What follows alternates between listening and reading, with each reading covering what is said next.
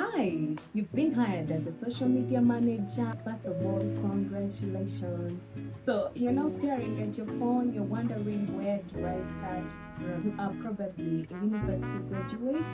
I understand very well these are things that are not taught at university. If that sounds like you, I've got you. Most beginner social media managers go through this and you are not alone. I'm going to be sharing things you need to do immediately. Immediately you get that client. Step number one is calm down. I know you're so excited, you want to, you know, impress your client, you want to post. You cannot start posting randomly without understanding the business. And trust me, this is one of the big mistakes beginner social media managers make. You need to ask questions like what are their goals? Who is their target audience? What kind of content do they enjoy? What kind of voice do they want the brand to have? What kind of tone and personality do they want to depict to their audience? So after understanding all those things, trust me, you'll be knowing what you're going to manage, because the truth is very, very simple. You cannot manage a brand, a business you do not understand at all. Step number two, you need to send an onboarding form. So I'm talking about you sending a form that will help you to collect all the data that is necessary that you need to know. So that may be the logins for the platforms that you're going to be managing, the contact details, the logo and brand colors, their content preferences, their competitors. Trust me, this saves you from those awkward situations where the client will come back and ask you, I thought you knew all these things. Take it as your initiative to send an onboarding form. Don't start without an onboarding form.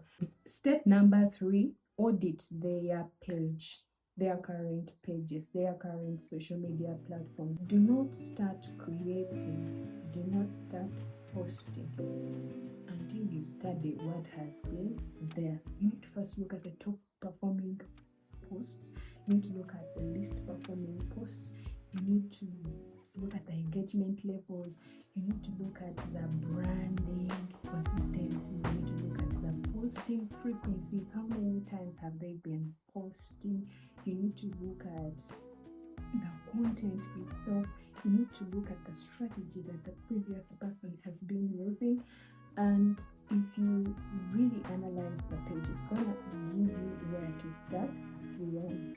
Step number four, you need a strategy, because I want to assure you, it's not about posting, it's not about content. Strategy is first, is number one. You need to decide on content pillars, your schedule. When are you going to post? On which days? Depending on the kind of brand you are managing. Step number five, plan your content ahead of time. So you need a content calendar. Yeah, you need to be able to learn how to do a content calendar. Waking up without a posting plan is actually very stressful. I've been there. Many social media managers would tell you they've been there. Yeah, but I want to assure you, if you've planned your hooks, your captions, your video concepts, your hashtags, your posting dates, all those things, you wake up knowing, I'm just gonna tap send. Or if you have scheduling tools like Metricool, you will just sit comfortably and posts will just drop and drop. So don't be stressed. Step number six is communicating with your client. You need to keep in touch with your client, you need to update them about what you are doing. Yeah, most of the mistakes that some beginner social media managers do is running away after the payment. Once you've been paid, you know where to be seen. So you need to keep updating. Here is the content for approval. Yeah, here is your weekly update, your weekly report. Here is how this post performed. We had some people come through in our DMs. So you need to give those updates as small as they can be. They build trust, and yeah, eventually that's how you can keep your clients for a longer period of time. Step number 7, and this is the last one, you need to track results and improve. Let me tell you something from experience. Some clients expect heaven. They expect you to get a million followers and bring them on table. They expect a lot. So what you need to do is to show progress, how you are progressing and what impact you are creating. But if you don't have the results, if you have not looked at the analytics, if you have not looked at the engagement levels, that's why I started by saying you need to first audit the pages before you start working, because at the end of the day you need results. Also, it's for accountability. We look at the saves, we need to look at the watch time, several things. Social media keeps changing every day. We need to be keen on the results and then improve. Yeah, you'll be able to know, when we posted this video, the engagement levels were low, and maybe this could have been the problem. Maybe it's quality. Yeah, so that information and those results, you need them. And one more thing, I just want to emphasize on the strategy. Strategy is very important than content, than posting every day.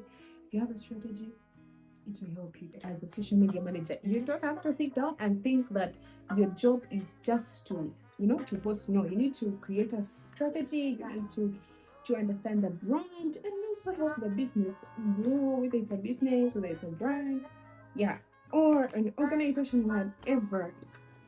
I think I've understood all those things. Also remember that as a social media manager, sometimes you feel overwhelmed, but I need to keep going just like everyone else is. And yeah, if you're a beginner social media manager, please save this video for later because you're going to need it. Bye.